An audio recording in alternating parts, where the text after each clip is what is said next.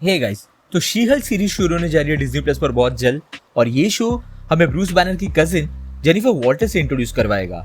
ये सीरीज एक super hero show तो है ही, लेकिन साथ ही साथ ये सीरीज कोर्ट रूम ड्रामा पर भी फोकस करेगी और कुछ बहुत ही मेजर रेवलेशंस भी हो सकते हैं इस शो में, जो आगे चल के एमसीयू को बड़े लेवल पर इम्पैक्ट कर सकते हैं।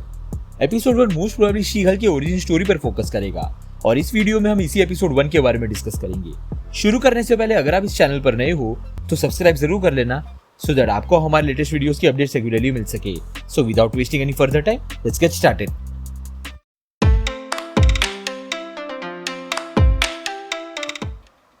तो अब तक के जितने भी ट्रेलर रिलीज हुए इस शो को लेकर, उससे थोड़ा बहुत आइडिया हमें जरूर आ गया होगा कि एपिसोड 1 का बिगिनिंग ही ब्रूस और जेनिफर के इस कार वाले सीन से होगा। अब ब्रूस को एंड गेम के बाद हम दूसरी बार देख रहे हैं एमसीयू के किसी आउटिंग में। इससे पहले हमने उसे Shang Chi and the legend of the 10 rings के पोस्ट क्रेडिट सीन में देखा था और दोनों ही सीन्स में वो प्रोफेसर हल्क नहीं है, लेकिन दोनों ही सीन्स में ब्रूस के राइट हैंड पर सपोर्ट लगा हुआ है, यानी कि वो एवेंजर्स एंड गेम में अपने स्नैप की वजह से अभी तक रिकवर नहीं हुआ। और ये सेम हैंड सपोर्ट हम Shang Chi and the legend of the 10 rings और शी हल्क में भी देख सकते हैं। इसका मतलब है कि ब्रूस अपने नॉर्मल फॉर्म में एंड गेम के बाद ही वापस गया है और प्रोबेबली उसके पीछे ये डिवाइस ही रीजन है जो उसने अपने लेफ्ट हैंड पर पहना है। Shang Chi and the legend of the 10 rings के पोस्ट क्रेडिट सीन में ब्रूस ने इसी डिवाइस की मदद से 10 रिंग्स के रेडिएशन को समझने की कोशिश की थी, यानी कि ये डिवाइस कहीं ना कहीं रेडिएशन से इंटरेक्ट करता होगा और प्रोबेबली चांसेस यही है कि इसी डिवाइस ने ब्रूस को प्रोफेसर हल्क से अपने नॉर्मल वर्जन में वापस लाया होगा और ये डिवाइस मोस्ट प्रोबेबली ब्रूस ने अपनी लैब में ही बनाया होगा अपने ट्रांसफॉर्मेशंस को कंट्रोल करने के लिए। अब इसी सीन में हम ब्रूस और जेनिफर के सामने एक शिप को आते हुए देखते हैं जो काफी हद तक सकार प्लैनेट के ग्रैंड मास्टर के शिप की तरह दिख रहा है।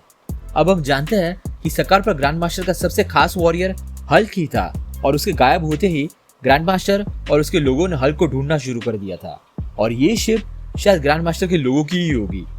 अब इसका मतलब है कि एमसीयू में हम हल्क को दोबारा सकार पर जाते हुए देखेंगे और इसका मतलब ये भी है कि हमें वर्ल्ड वॉर हल्क की स्टोरी लाइन एमसीयू में फाइनली देखने मिल सकती है।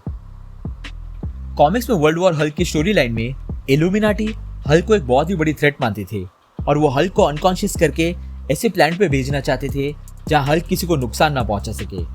अल्टीमेटली वो हल्क को एक शटल में अर्थ से बाहर भेज देते हैं, लेकिन इस जर्नी के बीच में ही वो जाग जाता है और इसकी वजह से उसकी शिप अपना रास्ता बदल लेती है और वो सकार प्लैनेट पे आ जाता है, जहां वो एक चैंपियन ग्लैडिएटर बन जाता है और इवेंचुअली वो सकार का रूलर भी बन जाता है। उसकी शादी भी हो जाती है, लेकिन जिस शिप में वो आया था वो एक वक्त के बाद एक्सप्लोड हो जाती है और उस एक्सप्लोजन की वजह से कई सारे लोग मारे जाते हैं, इंक्लूडिंग उसकी वाइफ और उसका अनबॉर्न बेबी।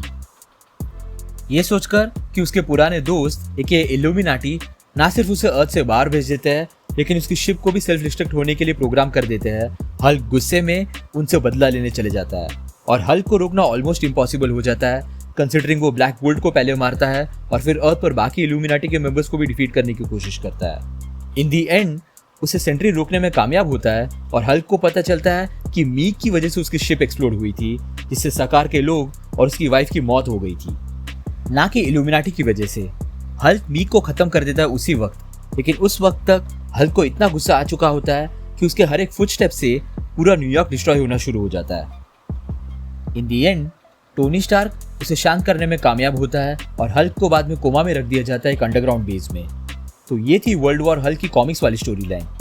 एमसीयू प्रोबेबली ये स्टोरी लाइन फेज 6 या फेज 7 में एग्जीक्यूट कर सकता है, क्योंकि इस स्टोरी लाइन के लिए हल्क को एवेंजर से अलग होना होगा और वही पुराने रॉ और एनरेज्ड हल्क की तरफ वापस जाना होगा, जो फिलहाल एमसीयू के फेज 4 और फेज 5 के टाइटल्स के हिसाब से किसी शो या मूवी के प्लॉट में फिट बैठता हुआ नजर नहीं आ रहा। और फेज 6 या फेज 7 तक एक्समेन भी एस्टैब्लिश हो जाएंगे एमसीयू में। इसका मतलब है कि अर्थ 616 को फाइनली अपना खुद का इल्यूमिनाटी भी मिल जाएगा। सो लेट्स सी।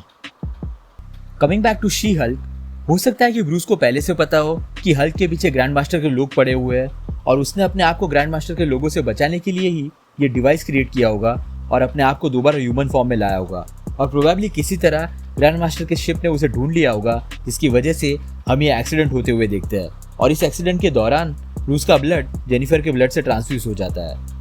ये प्लॉट कॉमिक्स से काफी अलग है, जिसमें जेनिफर ब्रूस से मिलने जा रही होती है और रास्ते में कुछ एजेंट्स उसे मार देते हैं। ये एजेंट्स निकोलस ट्रास नाम के गैंगस्टर के होते हैं, जिसके अगेंस्ट जेनिफर वॉल्टर्स केस लड़ रही होती है। ब्रूस अल्टीमेटली उसे बचाने आ जाता है और सभी एजेंट्स को वहां से भगा देता है।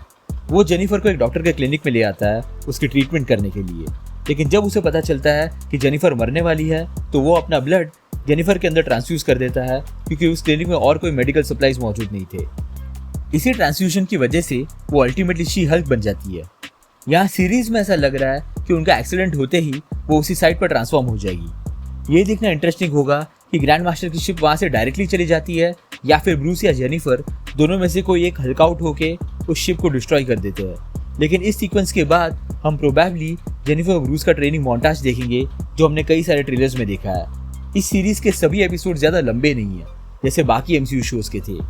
हर एपिसोड 30 to 35 मिनट्स का ही होने वाला है, तो हम इस सीरीज का ज्यादा प्रोग्रेस नहीं देख पाएंगे एपिसोड 1 में।